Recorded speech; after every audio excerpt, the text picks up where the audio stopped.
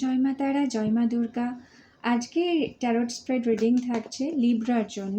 Sunshine moonshine যাদের তুলা বা লিব্রা, তাদের অক্টোবর মাসে তাদের ভালোবাসা, প্রেম, সম্পর্ক, ভালো বন্ধুত্ব, পার্সন অফ ইন্টারেস্ট, ক্রাশ, এদের সাথে সম্পর্ক কীরকম যাবে।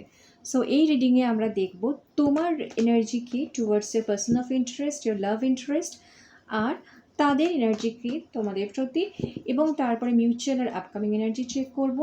দেখা যাক লিব্রা তোমাদের জন্য অক্টোবর মাস ভালোবাসার জন্য, ভালোবাসার ক্ষেত্রে কি নিয়ে ওয়েট করছে, কি চ্যালেঞ্জেস আছে, কীভাবে সেখান থেকে বেরোতে পারো। You are waiting for a decision. Are you Libra, my beautiful Libras, how are you? আবারও বলি, এটা পপুলেশন রিডিং, পার্সোনাল রিডিং নয়। পার্সোনাল রিডিংয়ের জন্য আপনারা আমাকে যোগাযোগ করতে পারেন। ডিসক্রিপশন বক্সে দেওয়া আছে মেল আইডি। আর দেখা যাক, যেটুকুনি আপনাদের সাথে মিলবে সেটাই নেবেন, কারণ এটা পার্সোনাল রিডিং নয়, পপুলেশন রিডিং। আর পুরো কমপ্লিট ফিগারটা দেখতে গেলে, যেটা আমি বারবার বলি, অবশ্যই আপনার অন্য রাশিটি, অর্থাৎ আপনি যদি এখানে সানশাইন হিসেবে লিব্রা চেক করে থাকেন, তো আপনার চান্দ্র রাশি কী আছে সেটাও কিন্তু লিস্টে গিয়ে চেক করে নেবেন, তাহলে কিন্তু ফুল ফিগারটা পাবেন। Your cards are ready Libra, so let's see what's your energy, Libra's energy towards the person.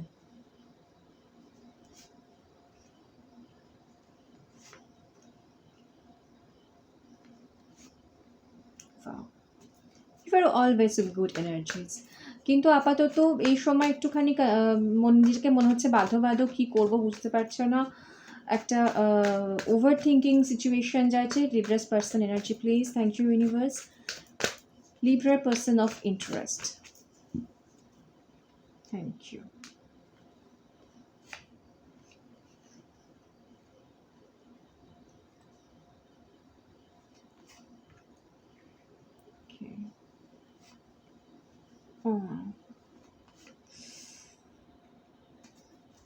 Sorry.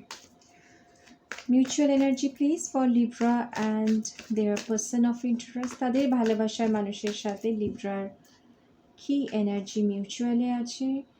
Communication একটু রেস্ট্রিক্টেড আছে, বাট শুরু হয়ে যাবে। And one upcoming energy please, thank you.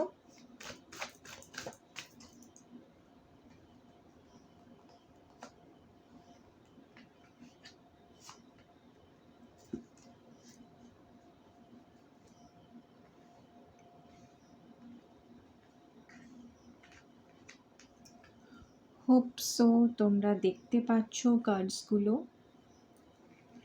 আচ্ছা লিব্রা, তোমাদের জন্য যেটা আগে বলি, তোমাদের দিক থেকে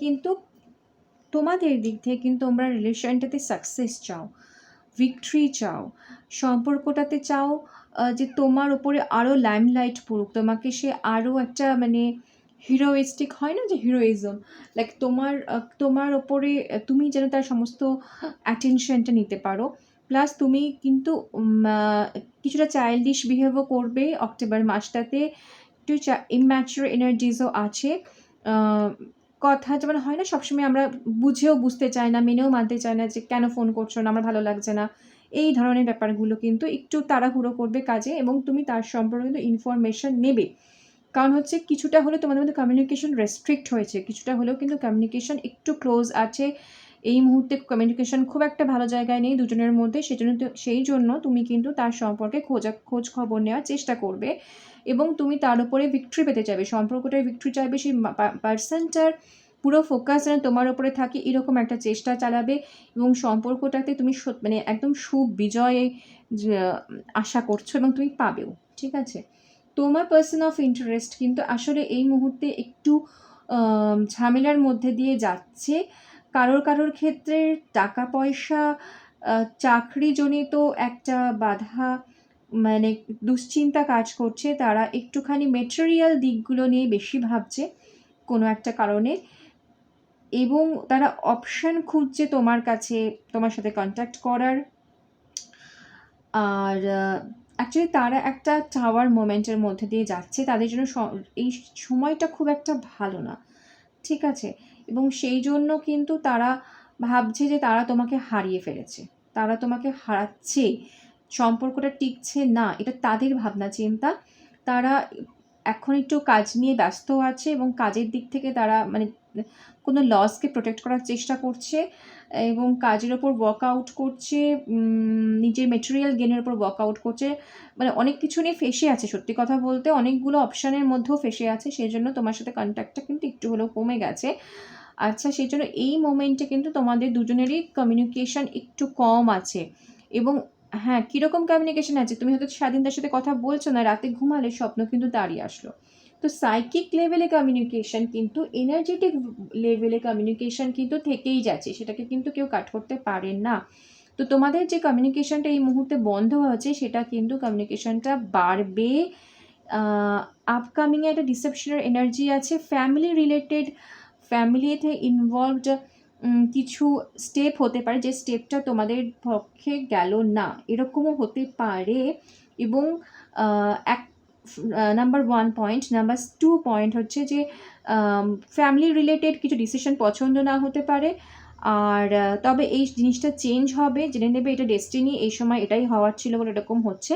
কিন্তু তোমাদের ক্ষেত্রে কিন্তু কমিটমেন্ট বা যে সম্পর্কের স্টেবিলিটি যেটা, সেটা কিন্তু তোমাদের এন্ড অফ দ্য মান্থের আগেই ফিরে আসবে। আপকামিং এনার্জিতে প্রথমে একটু ডিসেপশনের মধ্যে দিয়েও যেতে পারো, এবং তারপরে কিন্তু স্টেবিলিটি সম্পর্ক, কারোর কারোর ক্ষেত্রে ম্যারেজ প্রপোজাল বা নেক্সট ফেজ অফ রিলেশনশিপ আসবে। একটু ধৈর্য ধরে থাকো, কারণ এই সময় তোমার পার্সন অফ ইন্টারেস্ট নিজেদের কিছু প্রবলেমের মধ্যে দিয়ে যাচ্ছে। আশা করি খুব তাড়াতাড়ি তারা সেটা কাটিয়ে উঠবে। ভালো থেকো, আবার কথা হবে, দেখা হবে। নমস্কার। জয় মা তারা, জয় মা দুর্গা।